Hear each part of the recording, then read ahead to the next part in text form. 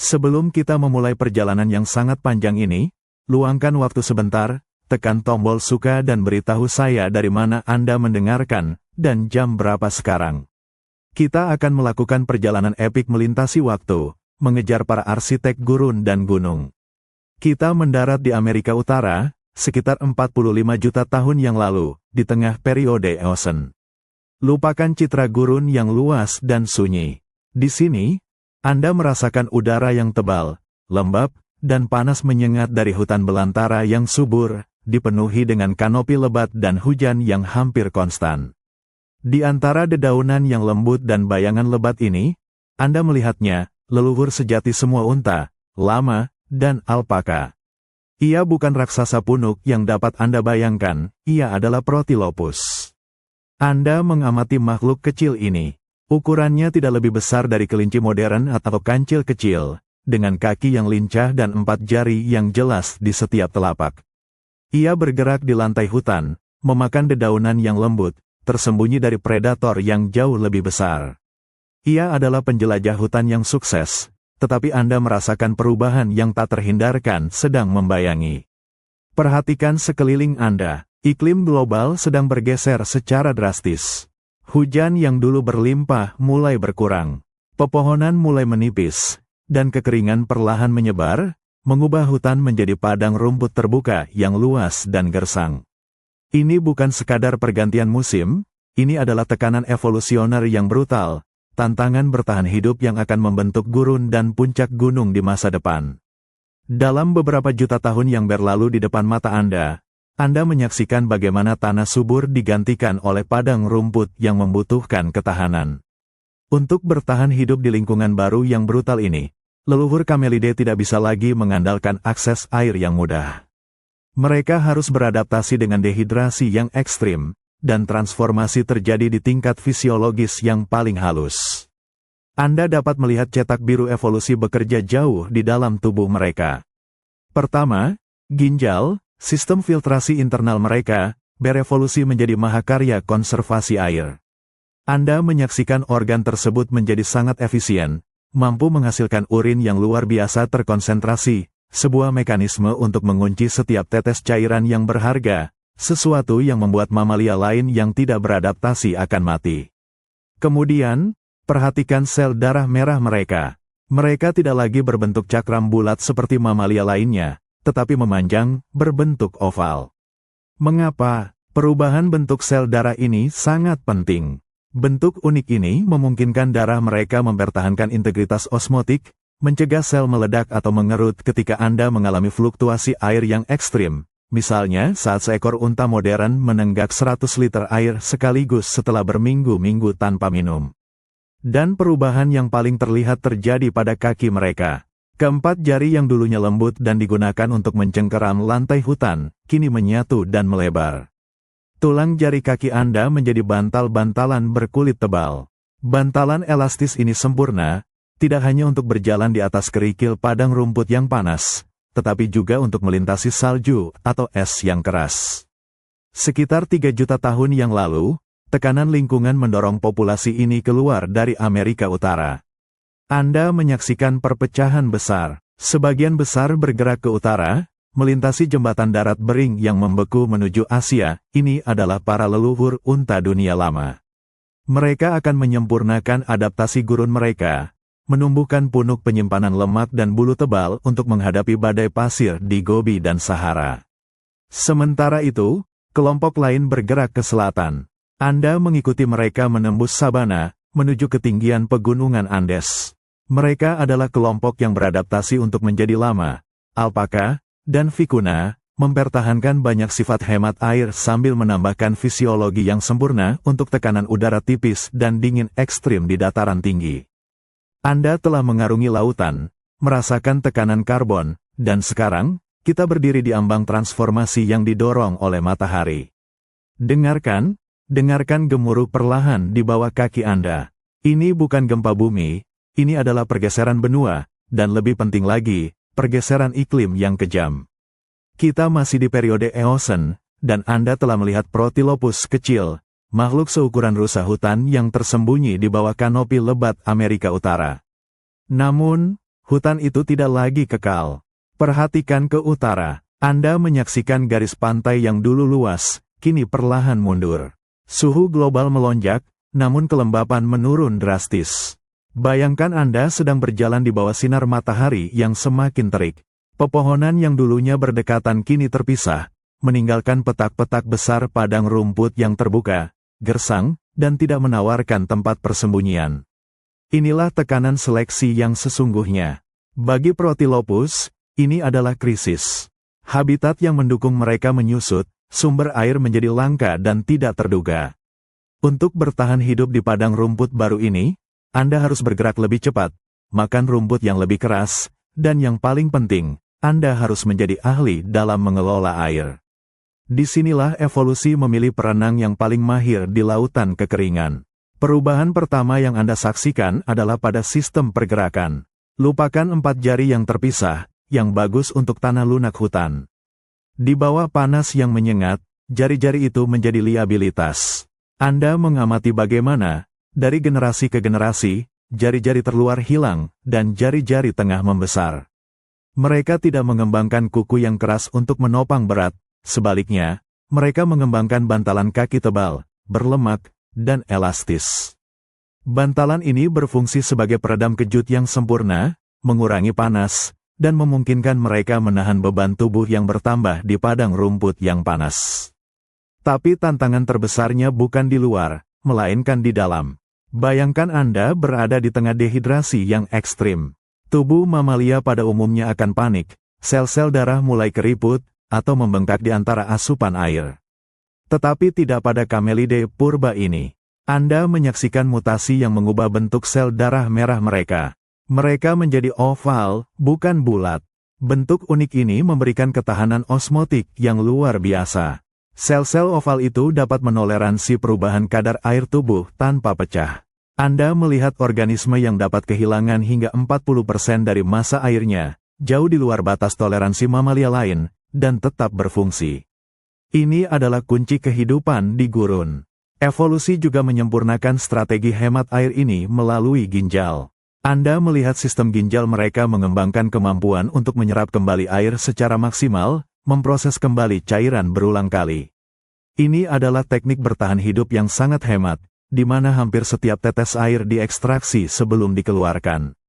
Ketika Amerika Utara semakin mengering, sekitar 3 juta tahun yang lalu, tekanan tersebut menghasilkan gerakan besar-besaran.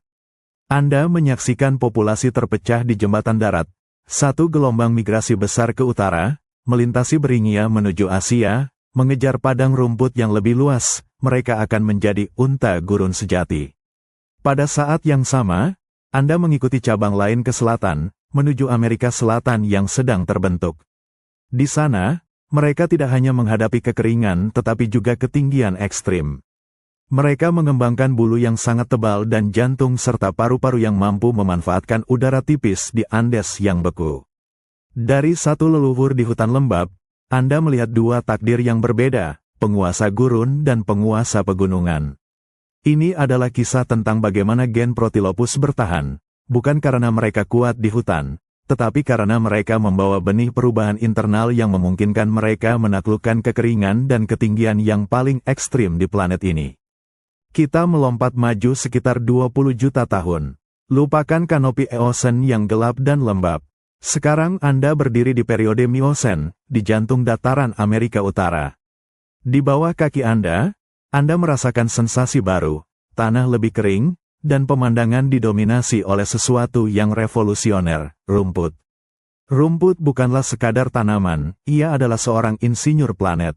Penyebarannya yang luas, didorong oleh pendinginan iklim global dan penurunan curah hujan, telah mengubah ekosistem. Hutan mundur, dan sabana yang luas, berangin, dan terbuka muncul. Di padang rumput yang tak berujung ini, Anda melihat keturunan Protilopus yang jauh lebih besar. Mereka bukan lagi makhluk penyendiri, mereka bergerak dalam kelompok, sebuah pertahanan yang diperlukan melawan predator padang rumput baru yang gesit. Kita menyebut mereka Paleomerix atau sejenisnya, leluhur yang semakin menyerupai unta, tetapi adaptasi mereka untuk hidup di dataran terbuka sedang dipercepat.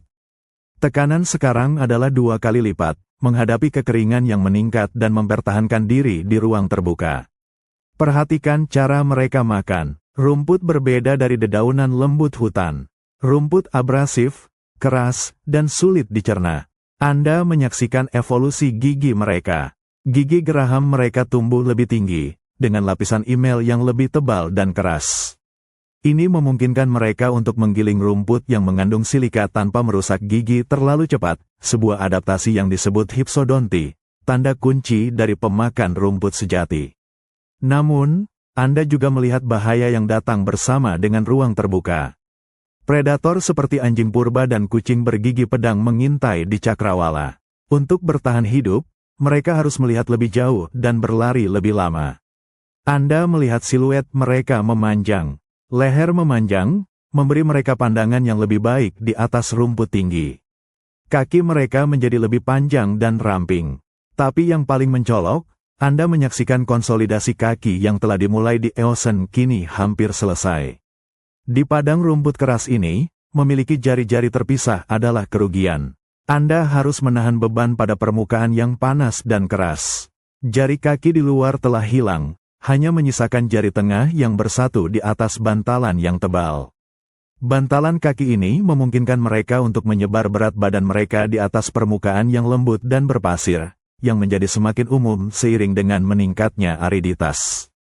Ini adalah langkah kunci menuju kaki unta modern. Tetapi adaptasi yang paling menentukan, yang akan memungkinkan keturunan mereka untuk menaklukkan gurun di seluruh dunia, adalah kemampuan termoregulasi. Di padang rumput yang terkena sinar matahari, suhu bisa melonjak di siang hari. Daripada membuang air yang berharga dengan berkeringat, Anda menyaksikan Camelidae mengembangkan toleransi yang luar biasa terhadap fluktuasi suhu tubuh internal.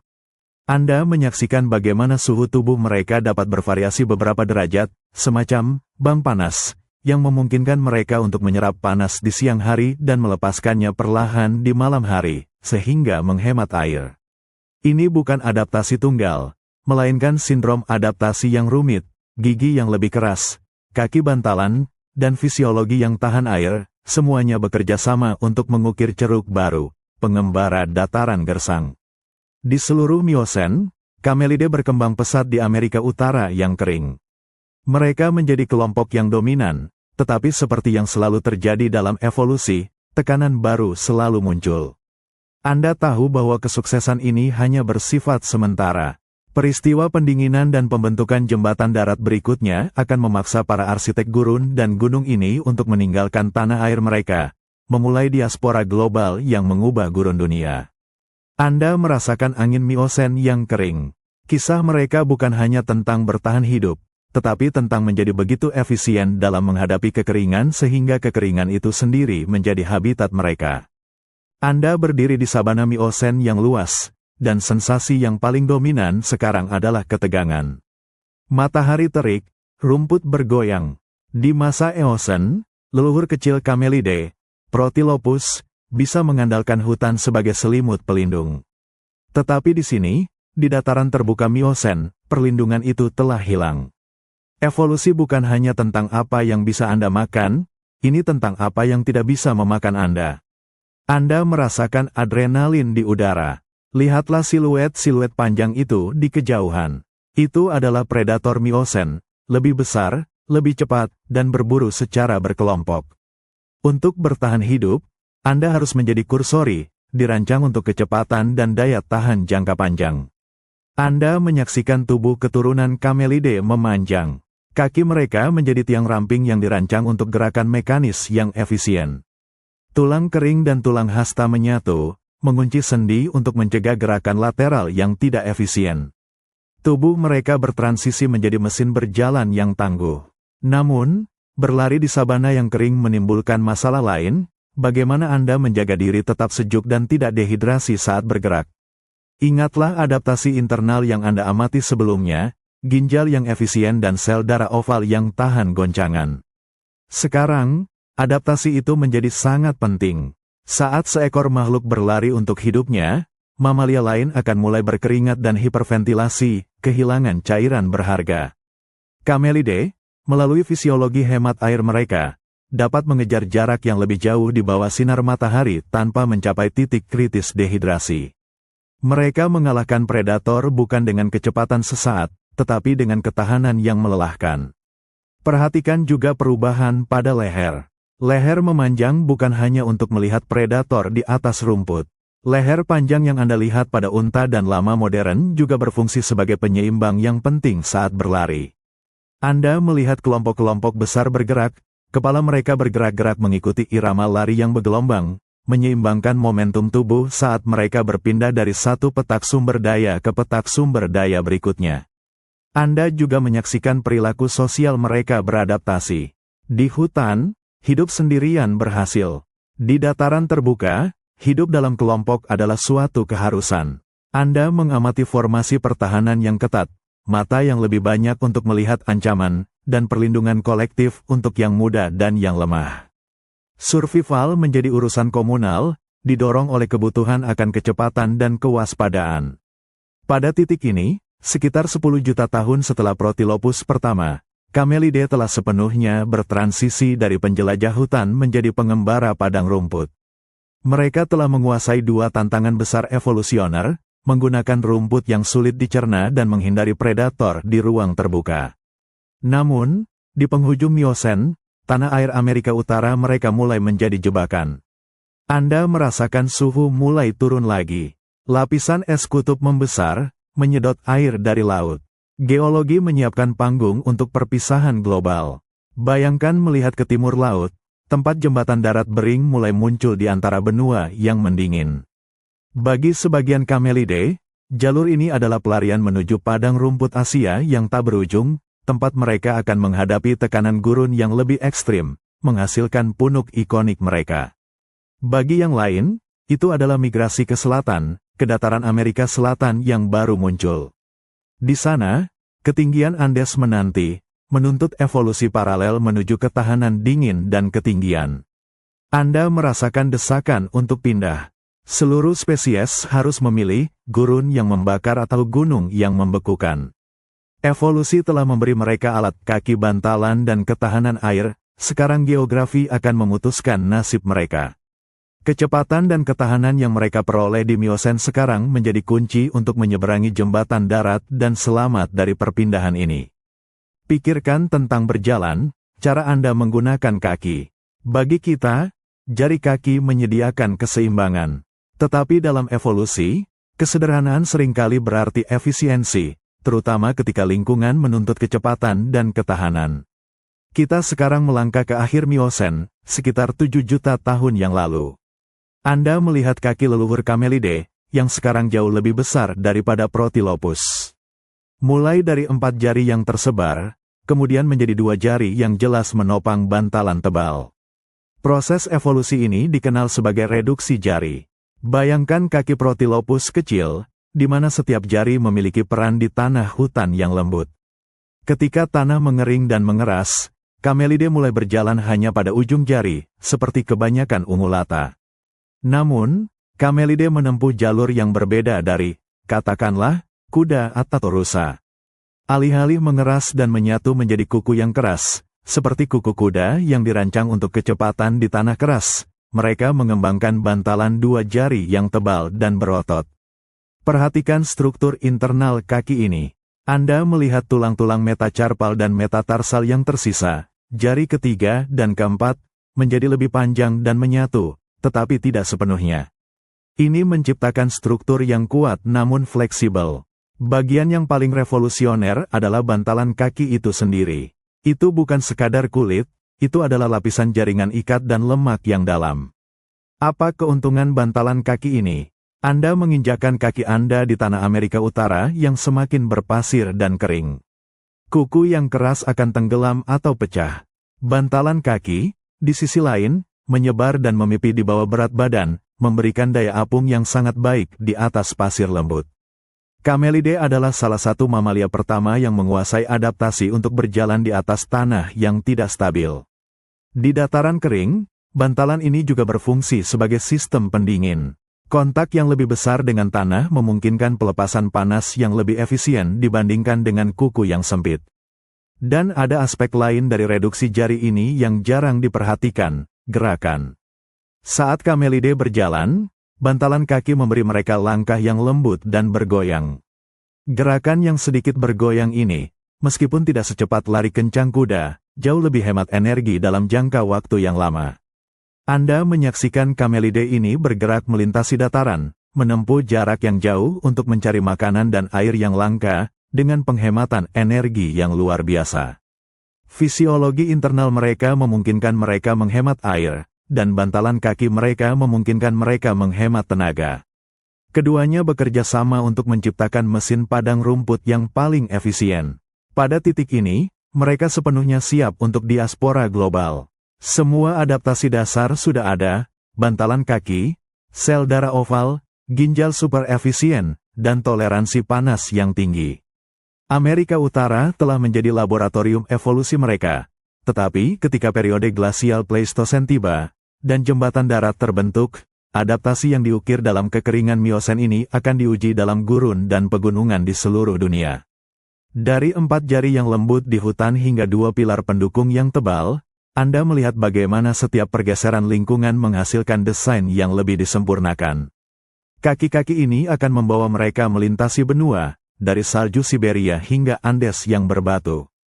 Transformasi ini membuktikan bahwa keberhasilan seringkali terletak pada kemampuan untuk melepaskan apa yang tidak lagi dibutuhkan, menyederhanakan untuk bertahan hidup. Anda telah melihat Camelidae menyederhanakan struktur tulang kaki mereka, hanya menyisakan 2 jari utama.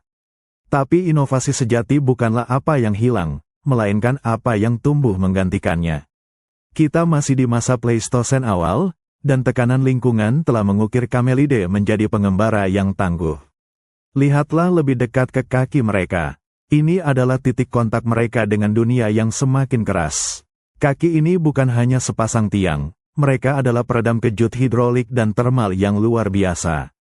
Bayangkan pasir gurun Sahara atau Gobi di tengah hari. Suhu di permukaan dapat mencapai 80 derajat Celcius. Jika Anda memiliki kuku keras, panas itu akan cepat disalurkan ke anggota tubuh. Tetapi bantalan kaki Camelidae, yang terdiri dari jaringan ikat, lemak, dan dermis tebal, bertindak sebagai penyekat termal yang luar biasa.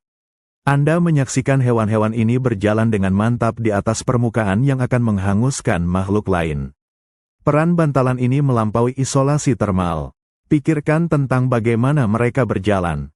Mereka tidak mendarat pada kuku yang tajam, tetapi pada bantalan yang menyebar dan melentur. Saat kaki Camelidae mendarat, bantalan menyebar, mendistribusikan berat badan di atas area permukaan yang lebih besar, mirip dengan snowshoe. Ini adalah kunci mobilitas mereka yang tak tertandingi di 2 habitat ekstrim. Pertama, di gurun pasir yang longgar, bantalan mencegah mereka tenggelam. Anda melihat unta baktria melintasi bukit pasir dengan langkah yang stabil, sedangkan mamalia berkuku akan tersendat dan kelelahan. Kedua, di ketinggian Andes, di lereng berbatu dan medan yang tidak rata, bantalan memberikan cengkeraman yang luar biasa dan menyerap guncangan dari setiap langkah curam.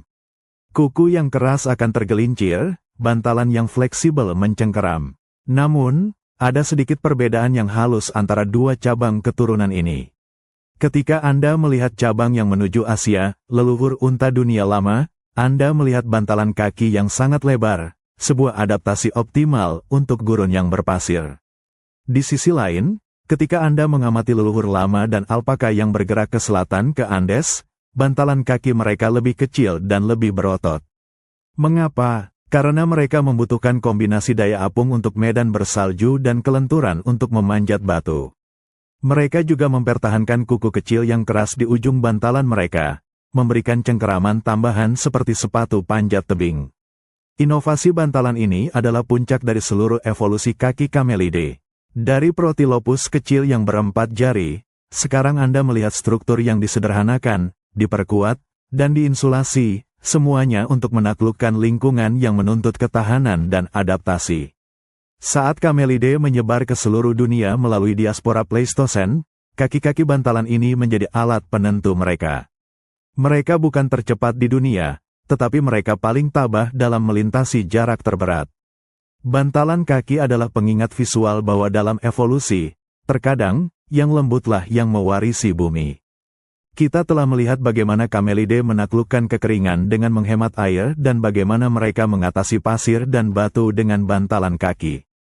Sekarang, mari kita lihat apa yang terjadi di tempat makanan masuk, di dalam rahang mereka.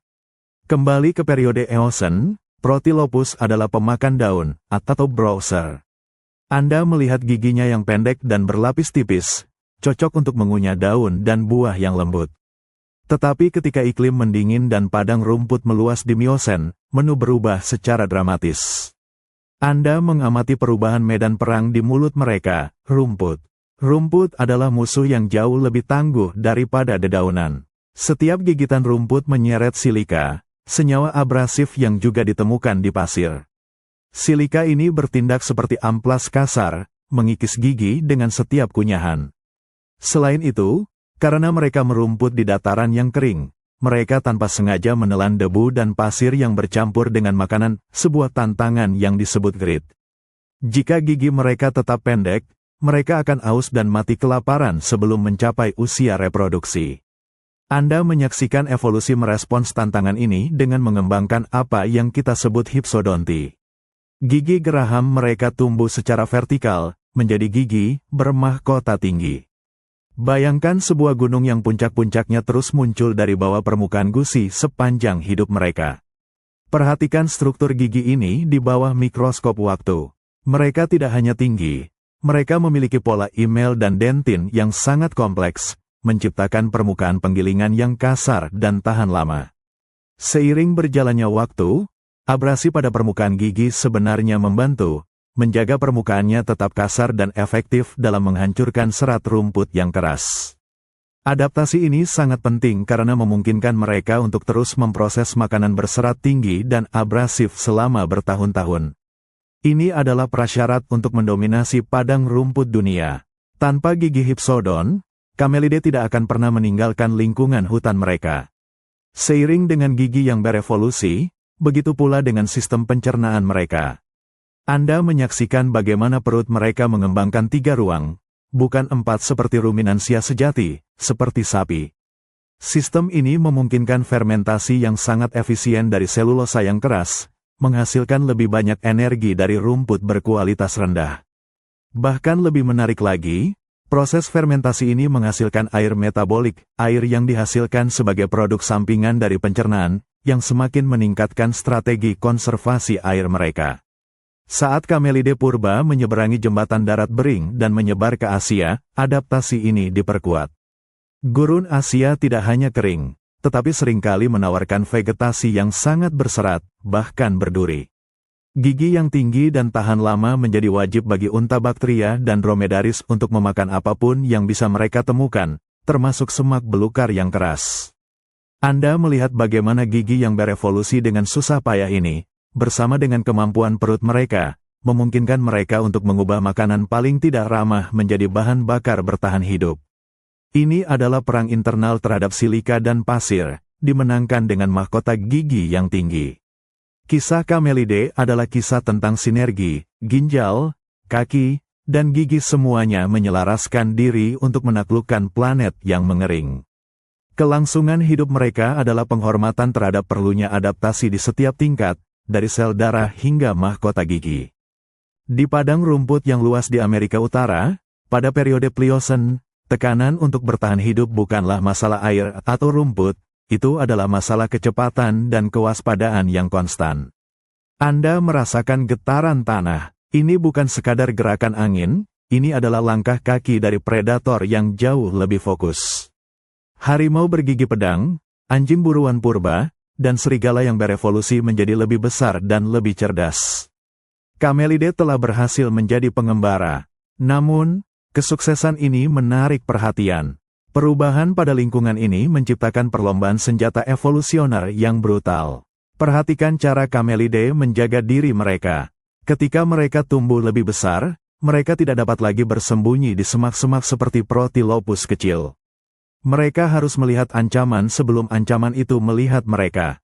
Anda mengamati leher yang memanjang yang merupakan hasil dari seleksi alam. Leher yang tinggi memberi mereka kemampuan untuk memindai cakrawala yang luas di atas rerumputan yang tinggi.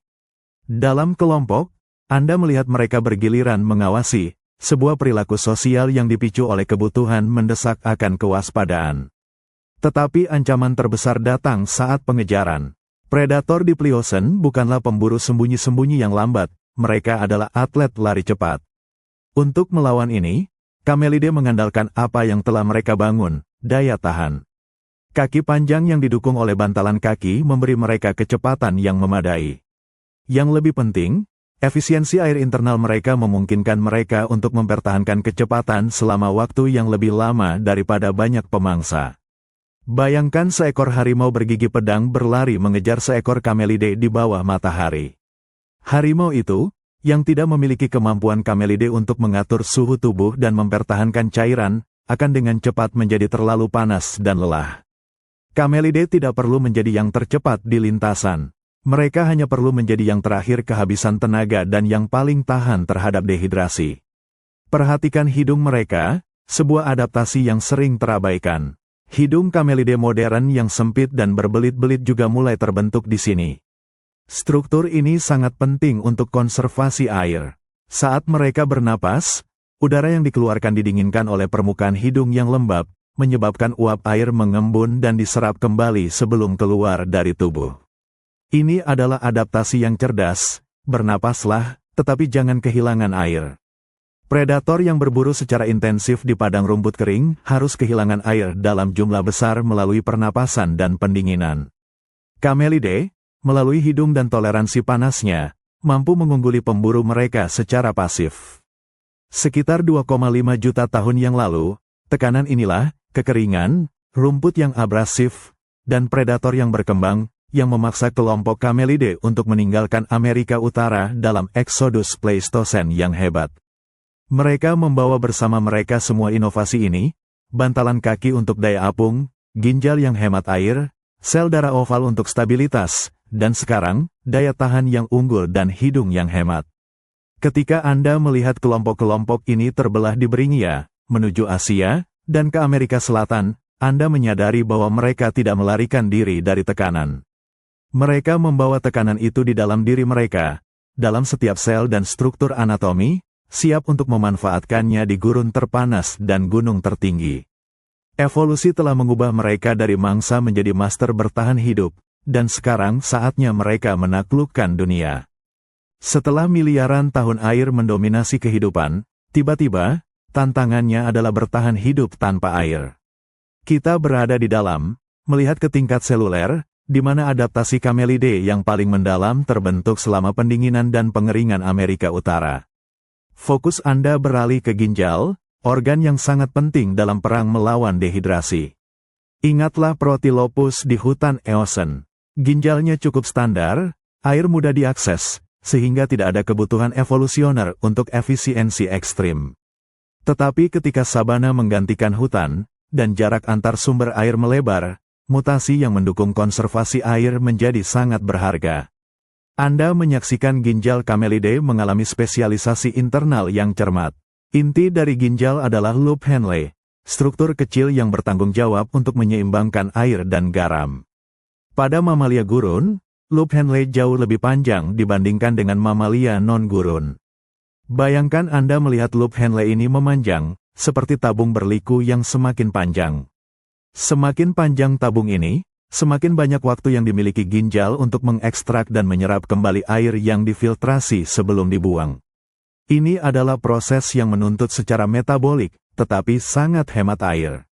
Anda menyaksikan keturunan Protilopus perlahan mengembangkan kemampuan untuk menghasilkan urin yang sangat terkonsentrasi, jauh lebih asin daripada darah mereka sendiri. Di dunia kering, membuang air adalah kemewahan, dan Camelidae menyadari hal ini. Mereka membuang limbah minimal, mempertahankan cairan maksimal.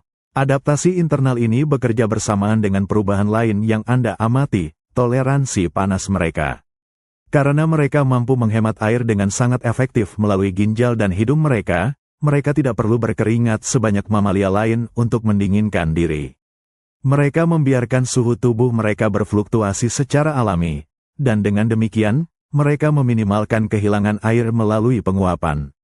Anda melihat bagaimana perubahan internal kecil ini, memanjangnya loop Henle, menjadi dasar bagi kesuksesan global mereka.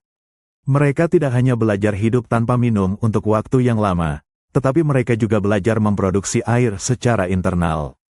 Sebagai pseudoruminansia, mereka memfermentasi makanan berserat secara efisien di perut mereka, dan produk sampingan dari proses ini adalah air metabolik tambahan.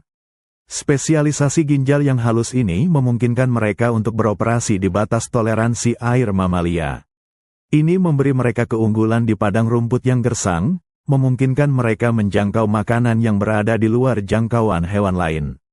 Ketika kelompok Camelidae berpisah dan bermigrasi, sistem metabolisme yang efisien ini menjadi modal utama mereka. Unta-unta yang menuju gurun akan menyempurnakan konservasi air ini ke tingkat yang legendaris. Lama dan alpaka yang menuju Andes, meskipun tidak menghadapi panas yang sama, menggunakan efisiensi yang sama untuk bertahan hidup di lingkungan dingin yang kering di mana air dapat membeku atau tidak dapat diakses. Dari dalam, Anda menyimpulkan, keberhasilan Camelidae berakar pada penghematan yang tidak terlihat. Bukan hanya punuk atau bantalan kaki yang menentukan takdir mereka, tetapi arsitektur internal ginjal yang luar biasa, sebuah keajaiban metabolik. Anda sekarang berada di Pleistosen, dan kekeringan telah menjadi siklus yang brutal. Camelidae purba di Amerika Utara tidak hanya harus bertahan dari satu kekeringan, mereka harus bertahan dari siklus kekeringan berulang yang berlangsung ribuan tahun. Fisiologi internal mereka, ginjal, sel darah, memberi mereka alat, tetapi bagaimana mereka menggunakannya? Anda menyaksikan pergeseran perilaku yang menentukan kelangsungan hidup mereka. Mereka menjadi nomad yang terampil. Tidak seperti mamalia yang terikat pada lubang air yang sering, Camelidae belajar untuk bergerak. Jarak yang mereka tempuh untuk mencari makanan dan air yang tersisa jauh melampaui kemampuan mamalia lain. Anda melihat kelompok-kelompok besar bergerak secara teratur, mengikuti pola curah hujan yang sporadis, melintasi lahan yang dianggap tidak dapat dilalui oleh hewan berkuku lainnya. Bagaimana mereka tahu kemana harus pergi? Anda mengamati indera mereka diasah oleh tekanan.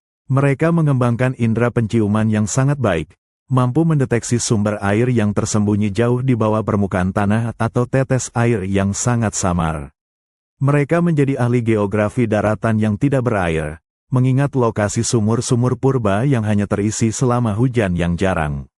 Pergeseran perilaku lain yang penting adalah pola makan mereka. Sementara mereka telah mengembangkan gigi hipsodon untuk rumput, mereka belajar menjadi generalis yang luar biasa. Saat kekeringan terjadi, mereka tidak akan mati kelaparan, mereka akan memakan hampir semua vegetasi yang tersedia, semak berduri, tanaman asin, bahkan kaktus. Adaptasi perut mereka memungkinkan mereka untuk mengekstrak nutrisi dari makanan yang akan beracun atau tidak dapat dicerna oleh herbivora lain. Anda melihat mereka memaksimalkan setiap tetes cairan. Camelidae belajar mendapatkan banyak air yang mereka butuhkan langsung dari tanaman yang mereka makan. Dengan memakan vegetasi yang masih mengandung kelembapan di pagi hari, mereka mengurangi kebutuhan mereka untuk mencari air terbuka. Sistem hemat air internal dan perilaku mencari air yang cerdas menciptakan lingkaran umpan balik evolusioner yang positif. Semakin jauh mereka bisa pergi, semakin banyak makanan yang bisa mereka temukan. Semakin efisien ginjal mereka, semakin lama mereka bisa bertahan tanpa minum. Pikirkan ini, kemampuan untuk bertahan hidup dalam jangka waktu yang lama tanpa air bukanlah kebetulan. Ini adalah hasil dari perilaku yang menantang dan fisiologi yang disempurnakan.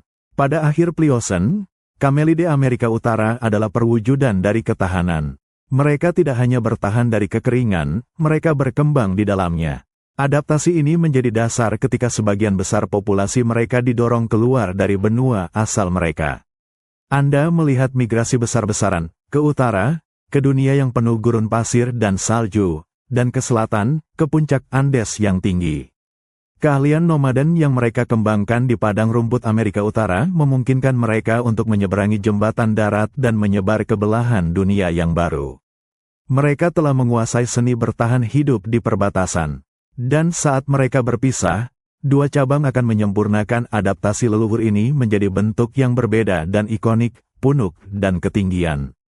Itu adalah akhir dari Amerika Utara, tetapi hanya permulaan dari penguasaan global mereka. Kita telah menyelidiki tulang, gigi, dan ginjal. Sekarang, mari kita terjun ke dalam cairan kehidupan itu sendiri, darah. Disinilah Anda menemukan salah satu mutasi Kamelide yang paling aneh dan paling vital. Bayangkan Anda berada di dalam pembuluh darah Kamelide purba di tengah kekeringan. Pada sebagian besar mamalia, termasuk Anda, sel darah merah berbentuk cakram bikonkav, bulat, dengan cekungan di tengah. Bentuk ini berfungsi dengan baik selama keseimbangan cairan internal terjaga. Tetapi ketika dehidrasi terjadi, darah menjadi kental dan sangat asin. Sel-sel darah bulat akan mengerut, menjadi rapuh, dan tidak lagi dapat mengalir secara efisien melalui kapiler. Namun, Anda melihat sesuatu yang berbeda pada leluhur Kamelide ini. Sel darah merah mereka berbentuk elips, oval, seperti bola rugby kecil. Mutasi ini adalah solusi jenius untuk kekacauan osmotik. Osmosis adalah pergerakan air melintasi membran, dan di gurun, air bergerak dengan liar. Ketika seekor unta, yang mengalami dehidrasi ekstrim, tiba di sumber air dan menenggak air dalam jumlah besar, bisa mencapai sepertiga dari berat badannya dalam 10 menit, darah mereka diencerkan dengan cepat. Pada mamalia lain, peningkatan cairan yang tiba-tiba ini akan menyebabkan sel darah bulat membengkak dan meledak, suatu proses yang dikenal sebagai lisis. Ini akan berakibat fatal, tetapi sel darah oval Kamelide memiliki membran yang sangat elastis. Anda mengamati bagaimana sel-sel oval ini dapat membengkak hingga 240% dari ukuran normalnya tanpa pecah. Elastisitas luar biasa ini memungkinkan mereka untuk menyerap kelebihan air dalam jumlah besar, menjaga darah tetap berfungsi dan mengalir, sambil memungkinkan tubuh menyesuaikan diri dengan kadar air baru. Ini adalah adaptasi yang bekerja dari dua sisi ekstrim. Saat dehidrasi, sel oval mempertahankan bentuk dan integritasnya bahkan ketika cairan di sekitarnya menjadi kental. Mereka terus mengalir melalui kapiler sempit, memastikan oksigen mencapai jaringan vital. Saat rehidrasi cepat, mereka bertindak sebagai kantung air elastis, mencegah kejutan osmotik yang mematikan. Selain itu, bentuk oval memberikan keuntungan lain, terutama di lingkungan tinggi seperti Andes. Bentuknya yang lebih panjang memungkinkan sel-sel ini melewati pembuluh darah terkecil dan tersulit dengan lebih mudah. Ketika keturunan mereka mencapai ketinggian Andes yang kekurangan oksigen, efisiensi sirkulasi ini membantu mereka dalam tugas penting mengangkut oksigen, di mana lamas dan alpaka akan hidup. Mutasi sel darah oval adalah penentu utama. Bersama dengan ginjal yang hemat air, adaptasi ini memberikan kebebasan yang belum pernah terjadi sebelumnya kepada Kamelide dari keterikatan air. Anda menyimpulkan bahwa penguasaan gurun dan gunung oleh Kamelide tidak hanya di permukaan. Kekuatan mereka terletak pada elastisitas dan ketahanan sel darah paling dasar mereka. Mereka adalah master osmotik, yang membuat mereka siap untuk menaklukkan setiap lingkungan yang menantang batas cairan kehidupan. Kita melangkah lebih jauh ke padang Pliocene, di mana matahari terasa seperti palu yang menghantam. Inilah masa ketika Kamelide purba sering diuji hingga batas toleransi dehidrasi mereka. Anda melihat kawanan ini bergerak lambat di bawah terik matahari. Mereka telah berhari-hari tanpa air, dan setiap langkah adalah penghitungan energi dan cairan yang cermat. Ini bukan lagi hutan Eosen yang lembab, ini adalah gurun yang sedang terbentuk. Dalam dehidrasi, volume darah mamalia pada umumnya berkurang drastis. Darah menjadi kental, sulit dipompa oleh jantung, dan sirkulasi melambat. Ini adalah awal dari gagal organ. Namun, saksikan keajaiban internal Kamelide. Anda mengamati bahwa saat dehidrasi terjadi, darah Kamelide tidak menjadi terlalu kental. Mengapa? Karena sebagian besar air yang hilang dari tubuh Kamelide diambil dari ruang antar sel, bukan dari plasma darah. Darah mereka mempertahankan volumenya dengan lebih baik daripada hewan lain. Ini adalah mekanisme kunci untuk bertahan hidup dari dehidrasi jangka panjang, memastikan jantung terus memompa darah yang mengandung oksigen ke otak dan otot. Ingatlah sel darah oval yang kita bahas sebelumnya. Di tengah penurunan volume air, sel-sel oval ini, dengan ketahanan osmotik dan fleksibilitasnya, terus mengalir tanpa terhalang. Mereka memungkinkan jantung berdetak dengan relatif normal meskipun tubuh kekurangan cairan. Anda menyaksikan puncak dari evolusi yang dimulai jutaan tahun sebelumnya. Pengaturan suhu, mereka membiarkan suhu tubuh mereka naik beberapa derajat di siang hari. Dengan demikian, mereka mengurangi perbedaan suhu antara tubuh mereka dan udara panas di sekitarnya, yang secara drastis mengurangi kebutuhan untuk mendinginkan diri melalui penguapan air. Pengaturan cairan, mereka dapat menghasilkan urin yang sangat terkonsentrasi dan kotoran kering, berkat ginjal spesialis mereka. Mereka mendaur ulang urea dan air metabolik dengan efisiensi yang luar biasa. Semua adaptasi ini menyatu dalam momen krisis. Ketika mamalia lain akan menjadi tidak bergerak dan rentan, Camelidae masih berjalan, mencari, dan tetap waspada. Ini bukan hanya tentang bertahan hidup, ini tentang daya tahan yang luar biasa. Saat Pleistosen mencapai puncaknya, dan jembatan darat terbentuk, Camelidae telah mengukir keunggulan yang tidak dapat ditiru oleh hewan lain di Amerika Utara. Sayangnya, adaptasi ini tidak cukup untuk melindungi mereka dari serangkaian peristiwa kepunahan yang menyapu megafauna Amerika Utara di akhir Pleistosen. Namun, sebelum bencana itu terjadi, Anda melihat eksodus yang menentukan.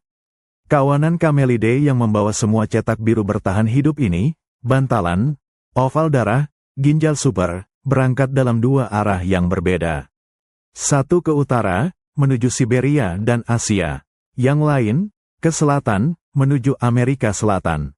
Keputusan evolusioner ini, yang didorong oleh tekanan iklim dan kekurangan air di tanah asal mereka, memastikan bahwa genus mereka bertahan, meskipun benua asal mereka akan melupakan mereka. Saat Anda melihat unta dromedaris modern yang menenggak air dalam jumlah besar tanpa konsekuensi fatal, atau alpaka yang berlarian di ketinggian 5.000 meter, Anda melihat ke masa lalu, ke dataran Pliocene yang panas dan kering.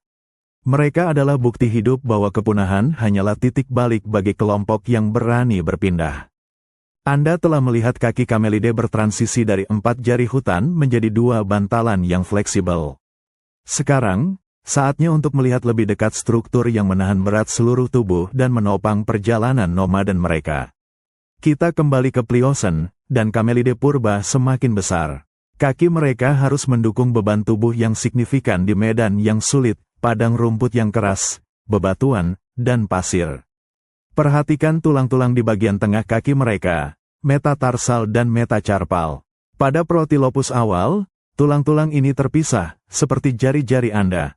Namun, Anda menyaksikan tulang-tulang ini di Camelidae yang lebih baru menyatu, membentuk satu tulang panjang yang kuat yang disebut tulang meriam atau cannon bone. Tulang meriam ini adalah mahakarya rekayasa evolusioner. Ini berfungsi sebagai tuas yang diperkuat, mentransmisikan kekuatan dorongan dari otot-otot kaki ke tanah secara efisien. Penyatuannya menghilangkan titik-titik lemah dan memungkinkan kekuatan lari dan daya tahan yang lebih besar. Tetapi kunci adaptasi Camelidae pada tulang meriam ini adalah bahwa penyatuan tersebut tidak total, terutama di bagian bawah. Tulang metatarsal dan metacarpal tetap sedikit terpisah di ujung distal. Fleksibilitas parsial ini sangat penting. Bayangkan bantalan kaki lembut yang Anda amati di bab sebelumnya.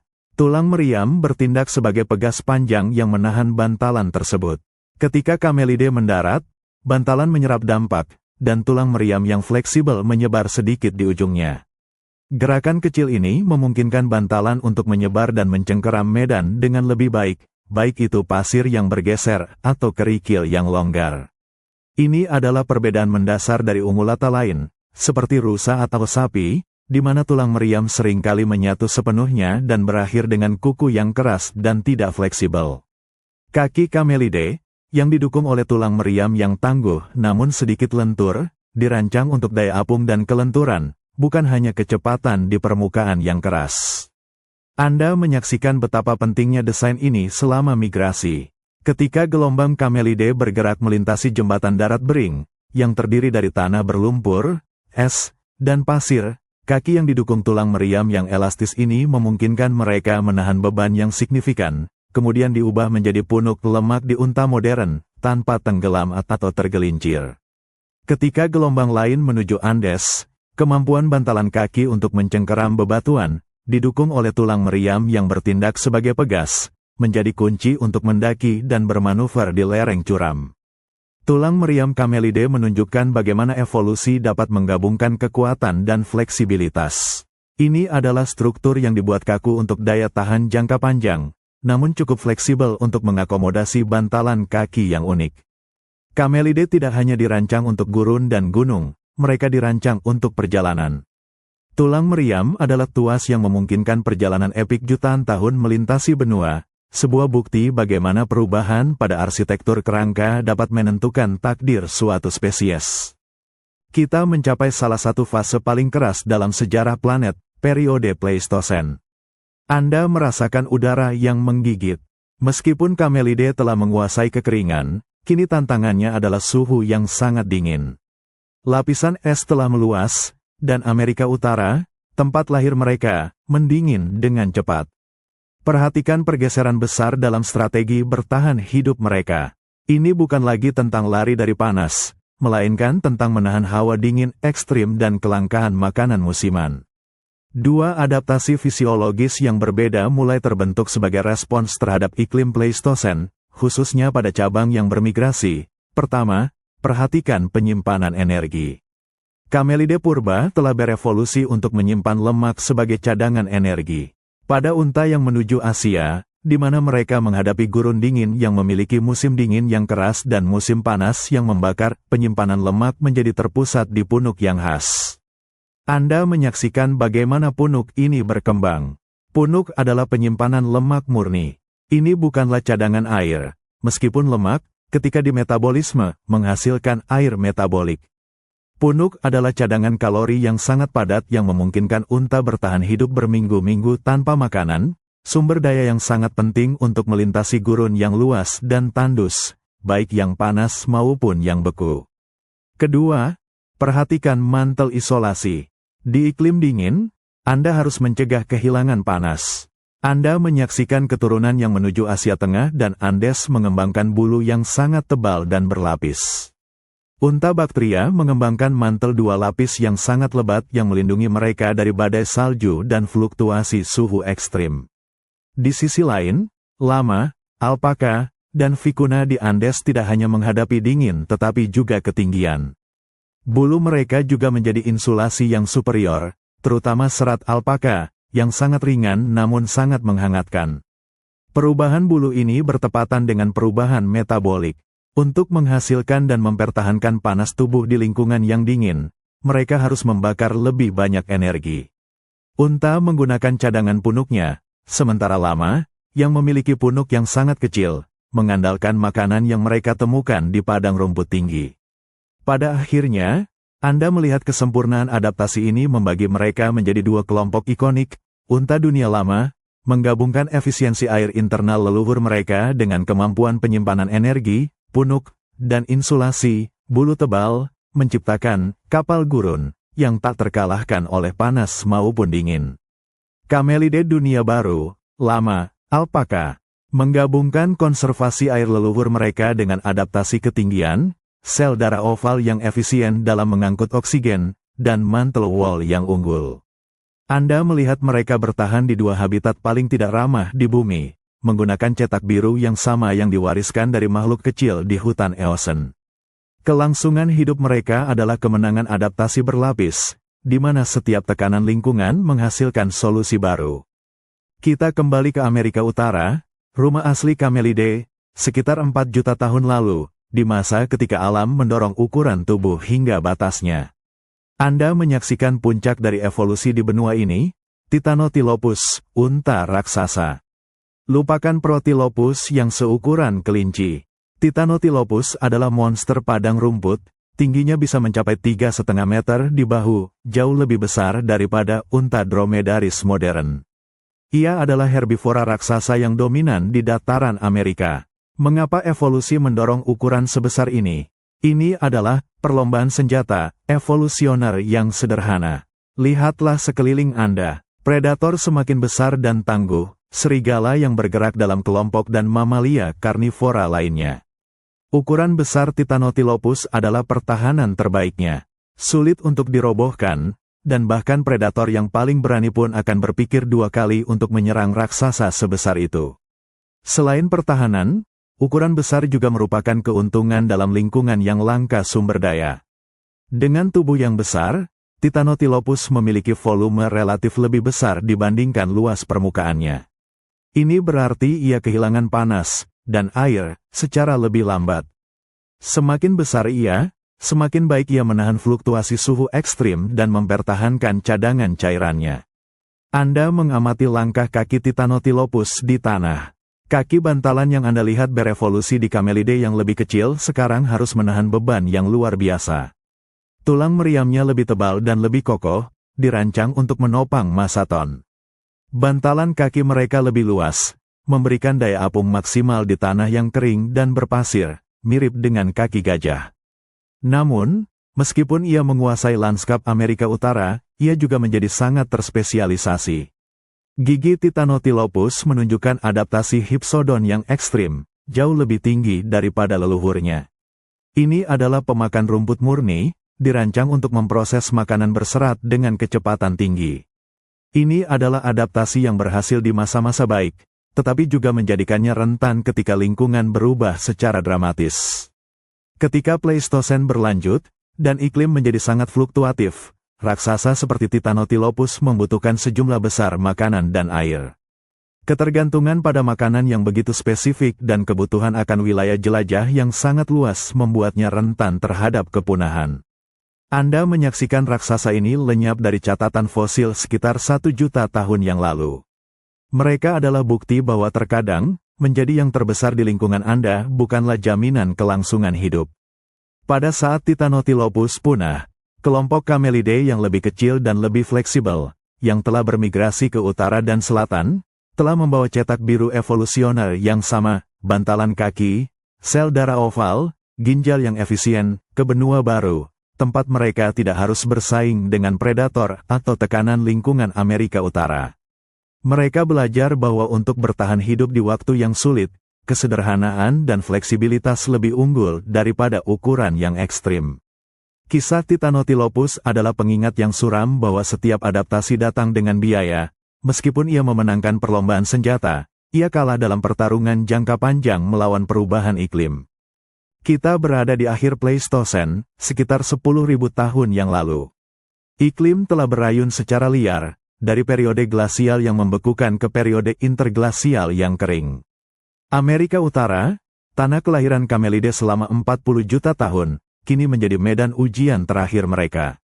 Anda menyaksikan filter kepunahan bekerja. Di padang rumput, Titanotilopus raksasa yang dominan dan sepupu mereka yang lebih kecil, tetapi masih besar, sedang berjuang. Mereka telah berevolusi untuk kondisi yang stabil dan dapat diprediksi. Tetapi lingkungan sekarang adalah lingkungan yang bergejolak, dan sumber daya menjadi semakin langka. Untuk ukuran tubuh Titanotilopus, mereka membutuhkan makanan dalam jumlah besar setiap hari. Dengan perubahan iklim yang memengaruhi padang rumput, kebutuhan metabolik yang tinggi ini menjadi bumerang. Anda melihat mereka kesulitan, tidak mampu mendapatkan energi yang cukup untuk mempertahankan massa tubuh besar mereka selama musim paceklik. Lalu, ada tekanan baru, manusia. Anda menyaksikan kedatangan manusia ke Amerika Utara, yang merupakan pemburu yang terampil. Raksasa lambat yang membutuhkan wilayah jelajah yang luas dan mudah terlihat ini menjadi sasaran empuk. Ukuran, yang dulunya merupakan perlindungan dari predator purba, kini menjadi liabilitas yang menarik perhatian pemburu baru yang sangat efisien. Secara bertahap, Anda melihat populasi Camelidae Amerika Utara menyusut.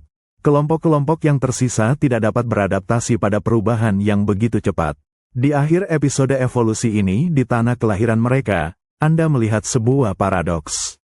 Semua adaptasi fisiologis yang luar biasa, sel darah oval, ginjal super, bantalan kaki yang kuat, membuat mereka sempurna untuk bertahan hidup di gurun dan gunung, tetapi tidak cukup untuk menyelamatkan mereka di Amerika Utara itu sendiri. Mengapa? Karena mereka yang bertahan adalah mereka yang telah meninggalkan benua itu. Ingatlah migrasi besar-besaran yang terjadi jutaan tahun sebelumnya.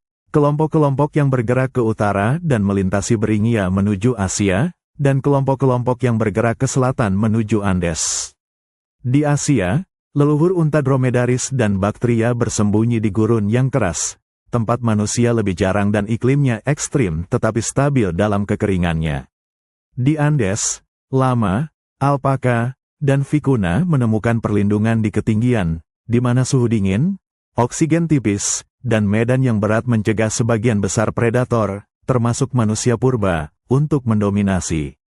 Anda menyadari bahwa kepunahan Camelidae di Amerika Utara bukanlah kegagalan evolusi, melainkan penempatan yang buruk.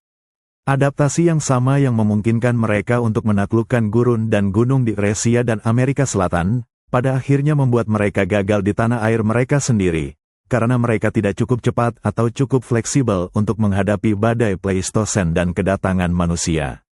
Pada akhirnya, yang tersisa dari Camelidae di Amerika Utara hanyalah fosil. Namun, di seluruh dunia, keturunan mereka sekarang menjadi master sejati dari bioma yang paling menantang, unta di gurun yang membakar dan lama di gunung yang membeku. Ini adalah akhir dari babak Amerika Utara. Mereka pergi, tetapi mereka membawa gen-gen gurun mereka, yang memastikan warisan mereka hidup di benua lain. Kepunahan di satu tempat menjadi kemenangan di tempat lain. Kita meninggalkan Amerika Utara yang beku dan bergerak ke Asia Tengah yang luas, sekitar 2 juta tahun yang lalu. Kelompok Camelidae yang melintasi jembatan darat Bering kini menghadapi hamparan padang rumput Eurasia yang tak berujung, yang pada dasarnya adalah gurun dingin dan berangin. Mereka telah membawa cetak biru bertahan hidup internal yang sempurna, tetapi sekarang mereka harus menghadapi predator baru di medan baru yang terbuka.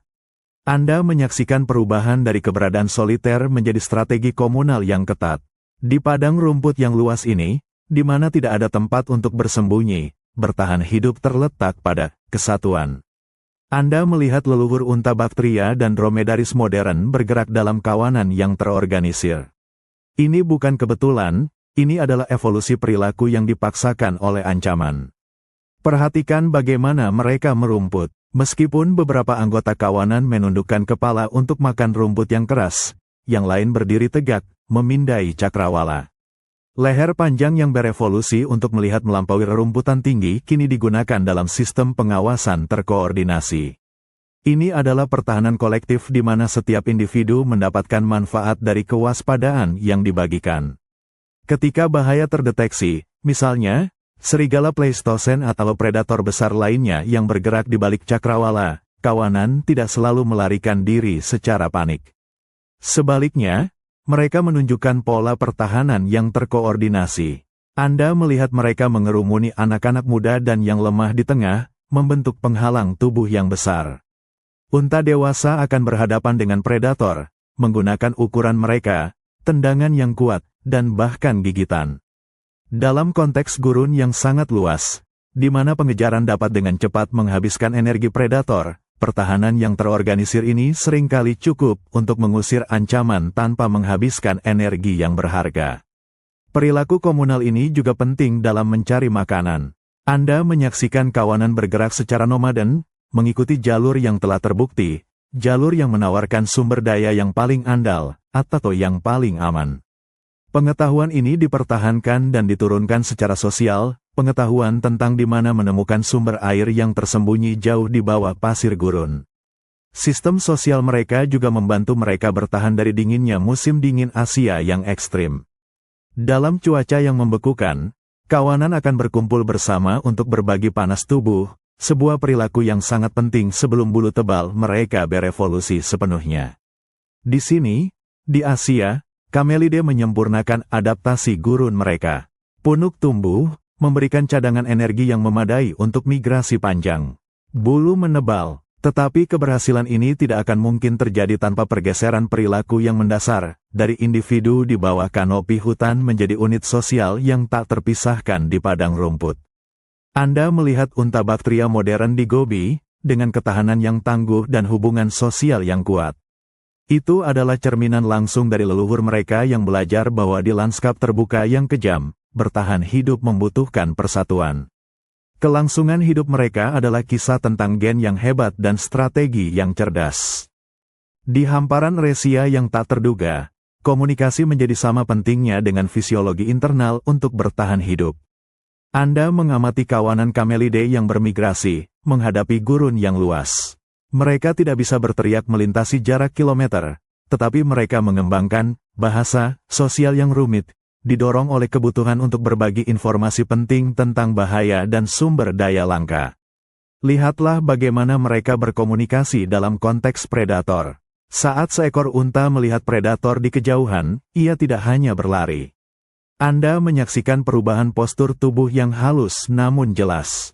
Kepala terangkat lebih tinggi, telinga berputar ke depan, dan langkah kaki menjadi lebih kaku. Sinyal visual yang jelas ini segera diperhatikan oleh kawanan di sekitarnya. Ini adalah sinyal bahaya yang cepat dan efisien, jauh lebih hemat energi daripada sirene vokal yang harus didengar dari jarak jauh. Perhatikan juga perilaku menggigit dan meludah yang khas dari semua Camelidae modern. Meskipun sering dianggap lucu, ini adalah mekanisme pertahanan dan komunikasi yang penting. Meludah digunakan dalam persaingan sosial, untuk menetapkan hierarki, atau untuk mengusir predator yang terlalu dekat. Ini adalah cara yang sangat efektif untuk menyelesaikan konflik tanpa menguras energi dalam pertempuran fisik penuh. Namun, komunikasi yang paling penting adalah terkait dengan sumber daya. Di gurun dan padang rumput yang jarang, sumber air adalah kunci kehidupan. Anda melihat bagaimana kawanan Camelidae yang terlatih bergerak menuju lokasi air yang baru ditemukan. Mereka tidak menggunakan tanda visual yang jelas seperti jalur yang diinjak, tetapi mereka meninggalkan jejak aroma dan jejak yang disosialisasikan. Unta pemimpin, yang mengingat lokasi-lokasi ini dari migrasi sebelumnya, memandu yang lain. Pengetahuan ini adalah aset kolektif mereka. Pada cabang yang menuju Andes, Anda menyaksikan perkembangan yang sedikit berbeda. Vicuna, lama, dan alpaka, yang hidup di kelompok yang lebih kecil dan lebih teritorial di medan yang kompleks, mengembangkan rentang vokalisasi yang lebih luas, dari pekikan peringatan keras hingga suara lembut yang menjaga kontak kelompok di antara pegunungan. Bayangkan Anda berada di tengah-tengah kawanan unta Bactria yang bermigrasi melintasi dataran es Gobi. Komunikasi yang terpadu, memastikan setiap individu tahu kapan harus merumput, kapan harus bergerak, dan kapan harus waspada, memungkinkan seluruh kawanan bertahan hidup. Dengan menguasai komunikasi sosial ini, mereka mengurangi risiko individu. Mereka tidak hanya mengandalkan bantalan kaki atau ginjal mereka mengandalkan mata dan ingatan kolektif mereka. Evolusi perilaku ini adalah adaptasi terakhir yang diperlukan untuk menyempurnakan identitas mereka sebagai arsitek gurun dan gunung. Kisah Camelidae di Asia dan Andes membuktikan bahwa fisiologi hanya menetapkan panggung, perilaku sosial yang cerdaslah yang memastikan mereka tetap berada di atasnya. Mereka telah belajar berbicara bahasa kelangsungan hidup. Setelah jutaan tahun menyempurnakan diri di padang rumput Amerika Utara, tibalah saatnya bagi Camelidae untuk melakukan perjalanan epik melintasi samudra. Ini bukanlah perjalanan berenang, melainkan panggung geologis yang diciptakan oleh iklim global. Kita melangkah ke periode Pleistosen awal, sekitar 3 juta tahun yang lalu. Anda merasakan penurunan suhu global yang drastis. Es mulai menumpuk di kutub dan di gletser benua. Perhatikan apa yang terjadi dengan air laut. Saat air membeku menjadi lapisan es yang tebal, permukaan laut turun secara signifikan, hingga 120 meter. Penurunan permukaan laut ini mengungkapkan daratan yang sebelumnya tersembunyi. Anda menyaksikan kemunculan Beringia, jembatan darat Bering, koridor luas yang menghubungkan Siberia Timur dengan Alaska. Ini bukan jembatan yang sempit dan berbahaya, itu adalah wilayah seluas benua kecil, berupa padang rumput tundra yang kering, beku, namun dapat dilalui. Inilah gerbang global bagi Camelidae. Tekanan lingkungan di Amerika Utara, persaingan, kekeringan, dan pendinginan yang tak henti-hentinya, mendorong kelompok Camelidae yang telah beradaptasi dengan baik untuk mencari padang rumput yang lebih luas dan kurang padat. Anda melihat kawanan-kawanan ini, dengan bantalan kaki mereka yang sempurna untuk salju dan lumpur, dan dengan cadangan air internal mereka, bergerak ke utara. Beringia bukanlah iklim hutan yang lembab, itu adalah lingkungan padang rumput kering yang keras. Adaptasi Camelidae yang diukir oleh ariditas Amerika Utara, ginjal yang efisien, sel darah oval, dan toleransi dingin yang berkembang, membuat mereka ideal untuk menyeberangi koridor ini. Migrasi melintasi Beringia bukanlah perjalanan satu kali. Itu adalah serangkaian gelombang migrasi yang terjadi selama berbagai periode glasial, setiap kali permukaan laut turun. Anda melihat bagaimana Kamelide purba menyeberangi koridor ini dan memasuki Asia. Di sana, mereka menemukan dataran stepa dan gurun yang tak berujung, lingkungan yang, secara mengejutkan, sangat mirip dengan padang rumput kering yang memaksa mereka berevolusi di Amerika Utara. Kelompok ini akan menjadi leluhur unta dunia lama, yaitu dromedaris dan Bactria. Beringia adalah momen penting. Jika bukan karena pendinginan global yang ekstrim dan penurunan permukaan laut yang menghasilkan jembatan darat ini, Kamelide tidak akan pernah meninggalkan benua asalnya, dan mereka mungkin akan punah seluruhnya bersama Titanotilopus di akhir Pleistosen. Anda merasakan hembusan angin dingin yang melintasi jembatan darat. Ini adalah tekanan geologis yang memicu penyebaran global. Amerika Utara adalah laboratorium mereka. Tetapi Siberia adalah gerbang mereka menuju dominasi global di habitat yang paling ekstrim. Sangat ironis, hewan yang berevolusi di gurun sekarang menggunakan jembatan darat yang diciptakan oleh pembekuan samudra untuk menyelamatkan diri. Ini adalah bukti bahwa evolusi seringkali menggunakan solusi lama untuk tantangan baru, memanfaatkan setiap celah geologis untuk mencapai kelangsungan hidup. Anda mengikuti kelompok Kamelide yang sedang berjuang di sepanjang jembatan darat Beringia. Ini bukan gurun pasir yang panas, melainkan tundra yang membeku dan beku, sebuah lingkungan yang menguji setiap ons adaptasi yang telah mereka kembangkan. Tantangan utama di sini adalah bagaimana memberi makan tubuh besar di tanah yang hanya menawarkan vegetasi yang jarang dan berkualitas rendah. Di tundra Beringia, rumput dan semak-semak yang tumbuh pendek dan keras didominasi oleh tanaman yang kaya akan senyawa pahit dan berserat. Ini sangat sulit untuk dicerna. Namun, Kamelide memiliki keunggulan yang diperoleh di Miosen, gigi Hypsodon mereka yang berevolusi untuk melawan silika, dan perut 3 ruang yang sangat efisien untuk fermentasi. Anda menyaksikan mereka merumput di tanaman berserat yang akan membuat herbivora lain kelaparan. Sistem pencernaan mereka mampu mengekstrak energi dari biomasa yang sangat rendah nutrisi, dan dengan proses fermentasi yang efisien, mereka juga menghasilkan air metabolik vital. Namun, di lingkungan dingin, mereka menghadapi masalah air yang berbeda. Sebagian besar air terperangkap dalam bentuk es. Disinilah sistem internal mereka diuji kembali. Daripada mencari air cair, yang mungkin tidak tersedia, Kamelide belajar untuk mengonsumsi salju dan es. Kebanyakan mamalia akan membuang banyak energi hanya untuk mencairkan es yang mereka makan di dalam tubuh, yang menyebabkan pendinginan internal yang parah. Kamelide, dengan mekanisme termoregulasi yang sudah dioptimalkan untuk meminimalkan kehilangan panas, dapat mengatasi tantangan ini. Selain itu, Anda melihat penajaman lebih lanjut dari bibir dan mulut mereka.